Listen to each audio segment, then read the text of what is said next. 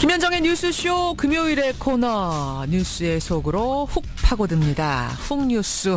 오늘 권민철 기자 나와 있습니다. 어서 오세요, 권 기자. 네, 안녕하세요.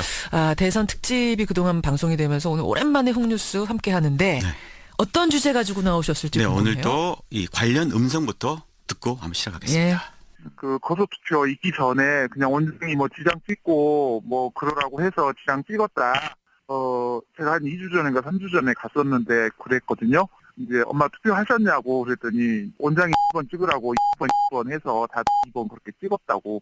투표 얘기인 것 같은데요. 네, 이 음성은 정확히 1년 전인 지난해 4월 총선 때요. 예. 제가 이 코너를 통해서 방송을 한번 했던 적이 있는 음성입니다. 거소투표라는 걸 다뤘었는데요. 예. 요양병원에 계시는 분들에게 이 특정 후보를 찍도록 요양원 측에서 강요하고 있다는 내용입니다. 예. 이번 대선 때도 다음 주부터 이 거소투표가 진행이 되는데요. 1년 전에 비해서 어떤 변화가 있는지 오늘 살펴보려고 합니다. 아마 기억하시는 분들 계실 거예요. 하지만 처음 듣는 분들도 계실지 모르니까 거소투표가 뭔가부터 한번 짚어보죠. 네, 이 거동이 불편한 분들이 살고 있는 장애인 시설, 요양병원 이런 곳에서 하는 투표를 말합니다. 그렇죠. 살고 있는 곳에서 하는 투표라고 이제 거소투표라고 이제 부르는데 예. 미리 신청서를 내면 선관위가 투표 용지를 우편으로 보내줍니다. 거소에서 기표한 다음에 이 투표 용지와 같이 보내온 이 회송용 봉투에 담아서 선관위에 보내면 이제 투표는 종료가 됩니다. 그게 다음 주부터 진행이 된다는 거예요. 그렇습니다. 지금은 재외국민 투표 진행되고 있고. 그러고 있죠. 재외국민 투표보다 거소투표는 좀 상대적으로 관심이 적은 것 같습니다. 아마 대상자가 더 적기 때문일 겁니다. 18대 대선 기준으로 보면요. 이 재외국민 투표 신청자는 22만 명. 이에 비해서 이 거소투표 신청자는 한 10만 명 정도였습니다. 예. 그러니까 재외국민 투표보다 한 절반 정도밖에 안 되죠. 하지만 적지 않은 숫자는 사실이죠. 자, 지난 총선 때 홍뉴스에서 짚었던 것이 거소투표가 허술하게 진행되고 있다 이거였잖아요. 그랬었죠. 지금은 얼마나 개선됐는가 오늘 하나하나 좀 따져보죠. 우선 이번에도 이 대리 신청 사건이 일부 지역에서 발생을 했습니다. 대리 신청. 네, 그렇습니다. 거소투표 대상자 몰래 제3자가 대리 신청해서 투표 용지를 받아내려고 한 겁니다. 그래요. 강원도 화천에서 일어난 일을 소개해드리면요. 이 중증 정신지체장애자들 37명이 생활하고 있는 이 복지원에서요. 전원이 투표 신청을 했습니다. 예. 거소투표 희망자들이 없는 걸로 파악된 곳이어서 선관위가 직접 나가서 원생들을 상대로 조사를 벌였는데요. 예. 한번 들어보시죠. 저희가 이제 가서 물어봤는데 대통령 선거가 있는 줄 알고 계십니까? 이래 물어보면은 거의 다 모르시고요. 예. 또 뭐 투표를 하실 겁니까? 이래 보면은 투표가 뭔지도 모르는 분도 계시고 본인의 자필 이름을 이제 거기다 써야 되지 않습니까? 이름도 못 쓰시는 이제 그런 분들도 계시고 말을 안 하고 뭐 도망가는 분들도 계시고. 아니 상황이 이런데 이곳에서 37명 전원이 투표하겠다고 지금 신청서를 써서 보냈다는 거잖아요. 그러게요. 그러니까 투표할 능력이나 의사도 없고 예. 또 의사소통조차 못하는 사람들에게 동의도 받지 않고 예. 신청서를 보낸 거죠. 일부는 이미 정신병원에 실려 나간 경우도 있었습니다. 예. 이곳이 이 산골에 있는 외진 곳인데 마치 공포영화 속의 이야기처럼 좀 기괴하기까지 그러니까 하죠. 지금 시설 측에서 무슨 의도를 가지고 신청을 했다는 의심을 하게 되는 거 아니에요? 그쪽에서는요, 이 하는 얘기가 이 참정권을 보장해주기 위해서 선의를 가지고 신청을 했다 이렇게 이야기를 했다고 합니다. 하지만 선관위는 대리 투표 목적이 있었다고 보고 검찰에 고발을 해서 현재 수사가 진행이 되고 있습니다. 사실은 기억나는 게 지난 방송 때도 이런 사례를 한두 건 우리가 예로 찾아냈었거든요. 그랬었죠. 여전하단 얘기입니까? 네, 이번 19대 대선에만 이 선관위에서 보도자료까지 내고 국민들에게 알린 것만 한 3건 정도가 됩니다. 부산 요양병원에서는요. 사망자의 이름으로 신청을 했다가 적발되기도 했습니다. 사망자? 이 네. 세상에 없는 사람 이름으로 투표용지가 어떻게 나옵니까? 그럴 수는 없죠. 예. 이 경우는 이 요양병원에서 이 사망자와 생존자가 같은 이름이라서 동명이인이라서 생존자를 사망자로 혼동해서 신청했다는 건데 거꾸로 말하면 그만큼 막무가내로 이 거소투표를 신청하고 있다고 봐야겠죠. 아니 요양병원 측에선 헷갈렸다고 치면 이거를 거소투표한 사람한테 투표용지를 보내줄 때는 확인 절차가 있을 거 아니에요. 그랬었죠. 지자체에서 이 사람이 정말 있는 건지 확인하는 걸러내긴 과정에서 이제 걸려진 겁니다. 이 사망자 신청이 이제 나중에 들통이 나지 않습니까? 예. 그래서 선관위가 이거 수상하다. 예. 이렇게 해서 조사를 해보니까 입소자 동의 없이 신청한 또 다른 사실들이 추가로 나왔습니다. 예. 그래서 이제 이 검찰에 그 말이군요. 고발이 된 건데 부산 선관위 쪽 이야기 한번 들어보시죠. 예. 가장 큰 원인이 된 거는 사망자가 지금 있다는 것 자체가 납득이 도저히 안 되지 않습니까? 그죠? 네. 동의를 받았는데 어떻게 사망자가 있을 수 있습니까? 그런 부분들, 그 다음에 신고서가 그분이 100% 대리 작성을 했고, 그 중에서 또 본인이 인정한 5건은 서명까지도 본인이 했고, 그러니까 사망자인데 신청서가 와서 이상해서 보니까 이상한 게 한두 건이 아니었다 이런 거군요. 예, 그렇습니다. 이거는 선관위 조사를 통해서 드러난 사례고요. 예. 그럼 드러나지 않고 지나가는 것도 있을 수 있다는 얘기잖아요. 그렇겠죠. 이 선관위는 신청서 필체가 같으면 일단 의심을 합니다. 예, 하지만 당사자가 글을 쓰지 못하는 경우도 있지 않겠습니까? 그렇죠. 그런 경우는 다른 사람이 대신 쓸 수 있도록 법적으로 허락을 하고 있습니다. 따라서 중요한 게 당사자 동의를 거쳤는지 여부를 확인하는 게 중요하겠죠.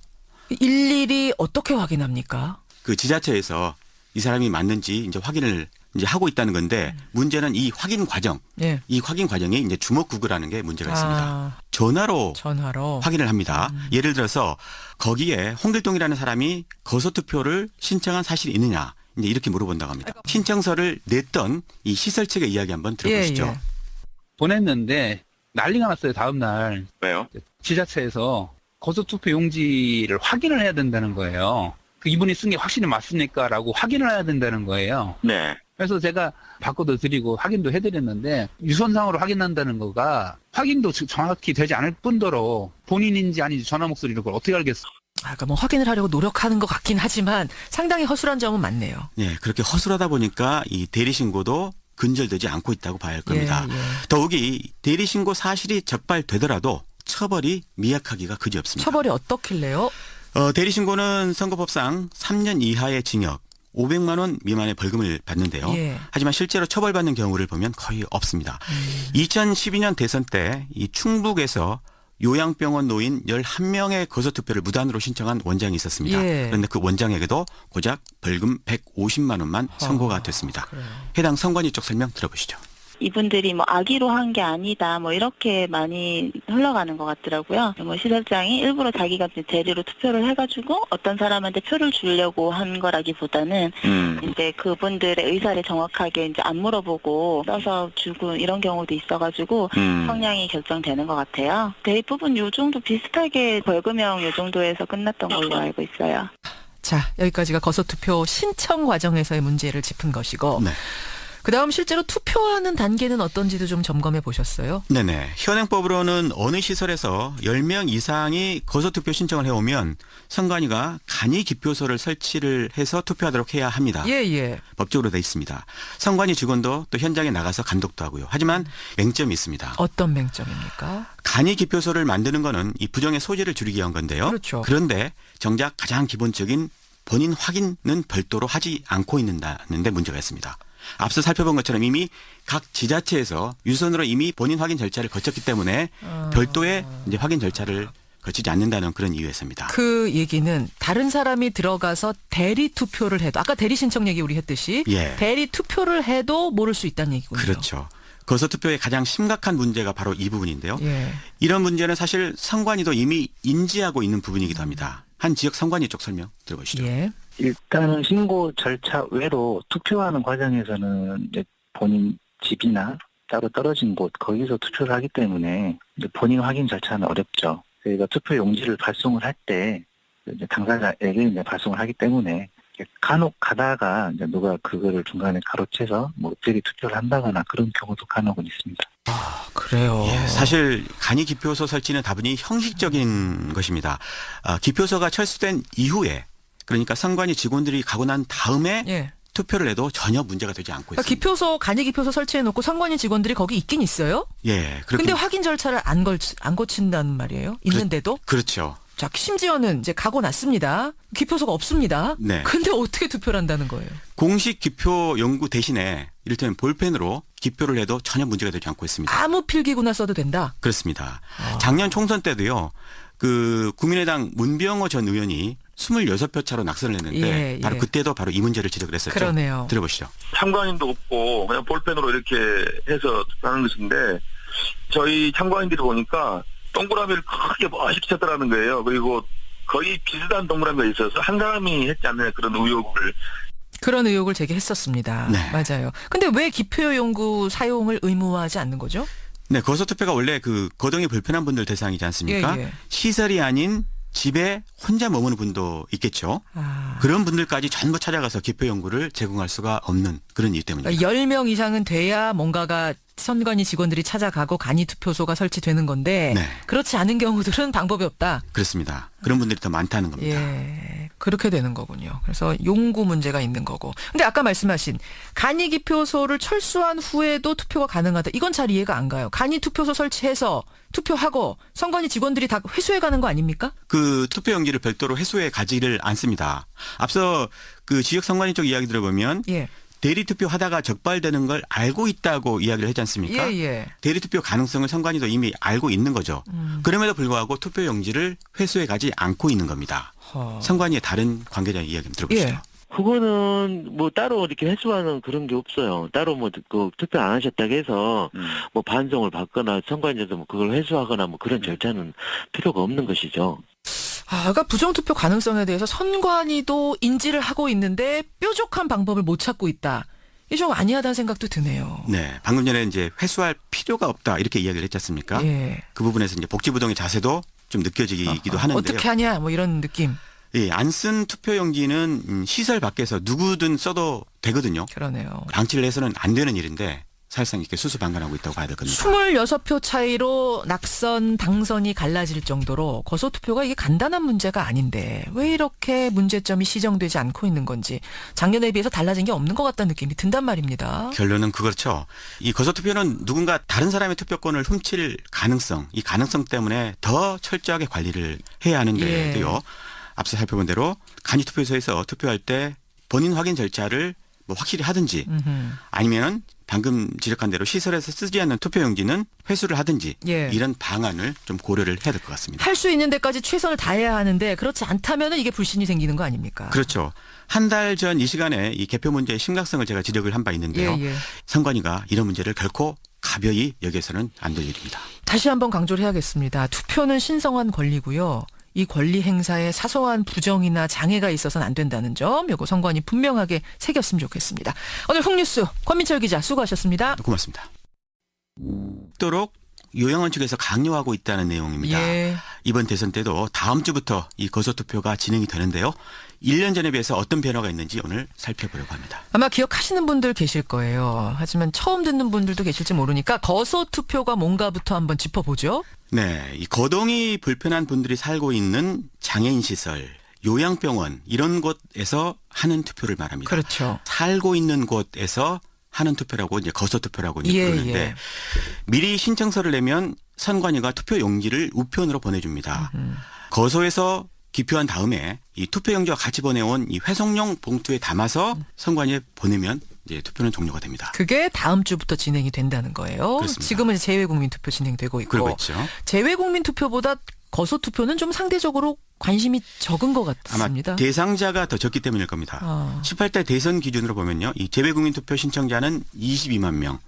이에 비해서 이 거소투표 신청자는 한 10만 명 정도였습니다. 예. 그러니까 재외국민 투표보다 한 절반 정도밖에 안 되죠. 하지만 적지 않은 숫자는 사실이죠. 자, 지난 총선 때 훅뉴스에서 짚었던 것이 거소투표가 허술하게 진행되고 있다 이거였잖아요. 그랬었죠. 지금은 얼마나 개선됐는가 오늘 하나하나 좀 따져보죠. 우선 이번에도 이 대리 신청 사건이 일부 지역에서 발생을 했습니다. 대리 신청. 네, 그렇습니다. 거소투표 대상자 몰래 제3자가 대리 신청해서 투표 용지를 받아내려고 한 겁니다. 그래요. 강원도 화천에서 일어난 일을 소개해드리면요. 이 중증 정신지체장애자들 37명이 생활하고 있는 이 복지원에서요. 전원이 투표 신청을 했습니다. 예. 거소투표 희망자들이 없는 걸로 파악된 곳이어서 선관위가 직접 나가서 원생들을 상대로 조사를 벌였는데요. 예. 한번 들어보시죠. 저희가 이제 가서 물어봤는데 대통령 선거가 있는 줄 알고 계십니까? 이래 물어보면은 거의 다 모르시고요. 예. 또 뭐 투표를 하실 겁니까? 이래 보면은 투표가 뭔지도 모르는 분도 계시고 본인의 자필 이름을 이제 거기다 써야 되지 않습니까? 이름도 못 쓰시는 이제 그런 분들도 계시고 말을 안 하고 뭐 도망가는 분들도 계시고.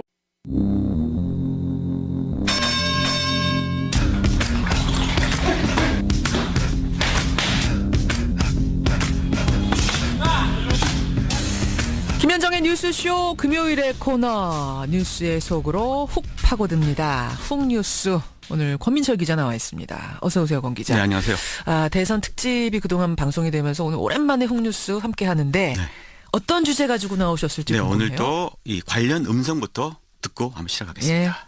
그 거소투표 있기 전에 그냥 원장이 뭐 지장 찍고 뭐 그러라고 해서 지장 찍었다. 제가 한 2주 전인가 3주 전에 갔었는데 그랬거든요. 이제 엄마 투표하셨냐고 그랬더니 원장이 2번 찍으라고 2번 해서 다 2번 그렇게 찍었다고. 투표 얘기인 것 같은데요. 네, 이 음성은 정확히 1년 전인 지난해 4월 총선 때요. 제가 이 코너를 통해서 방송을 한번 했던 적이 있는 음성입니다. 거소투표라는 걸 다뤘었는데요.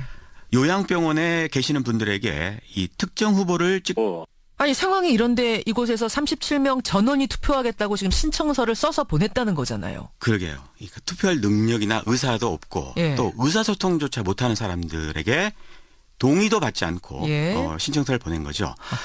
일부는 이미 정신병원에 실려 나간 경우도 있었습니다. 이곳이 이 산골에 있는 외진 곳인데 마치 공포영화 속의 이야기처럼 좀 기괴하기까지 하죠. 그러니까 지금 시설 측에서 무슨 의도를 가지고 신청을 했다는 의심을 하게 되는 거 아니에요? 그쪽에서는요, 하는 얘기가 참정권을 보장해주기 위해서 선의를 가지고 신청을 했다. 이렇게 이야기를 했다고 합니다. 하지만 선관위는 대리투표 목적이 있었다고 보고 검찰에 고발을 해서 현재 수사가 진행이 되고 있습니다. 사실은 기억나는 게 지난 방송 때도 이런 사례를 한두 건 우리가 예로 찾아냈었거든요. 그랬었죠. 여전하단 얘기입니까? 네, 이번 19대 대선에만 이 선관위에서 보도자료까지 내고 국민들에게 알린 것만 한 3건 정도가 됩니다. 부산 요양병원에서는요, 사망자의 이름으로 신청을 했다가 적발되기도 했습니다. 사망자? 이 세상에 없는 사람 이름으로 투표용지가 어떻게 나옵니까? 그럴 수는 없죠. 이 경우는 이 요양병원에서 이 사망자와 생존자가 같은 이름이라서 동명이인이라서 생존자를 사망자로 혼동해서 신청했다는 건데 거꾸로 말하면 그만큼 막무가내로 이 거소투표를 신청하고 있다고 봐야겠죠. 아니 요양병원 측에선 헷갈렸다고 치면 이거를 거소투표한 사람한테 투표용지를 보내줄 때는 확인 절차가 있을 거 아니에요. 그랬었죠. 지자체에서 이 사람이 정말 있는 건지 걸러내긴 과정에서 이제 걸려진 겁니다. 이 사망자 신청이 이제 나중에 들통이 나지 않습니까? 그래서 선관위가 이거 수상하다. 이렇게 해서 조사를 해보니까 입소자 동의 없이 신청한 또 다른 사실들이 추가로 나왔습니다. 그래서 이제 이 검찰에 그 말이군요. 고발이 된 건데 부산 선관위 쪽 이야기 한번 들어보시죠. 가장 큰 원인이 된 거는 사망자가 지금 있다는 것 자체가 납득이 도저히 안 되지 않습니까? 그죠? 동의를 받았는데 어떻게 사망자가 있을 수 있습니까? 그런 부분들, 그 다음에 신고서가 그분이 100% 대의 작성을 했고, 그 중에서 또 본인이 인증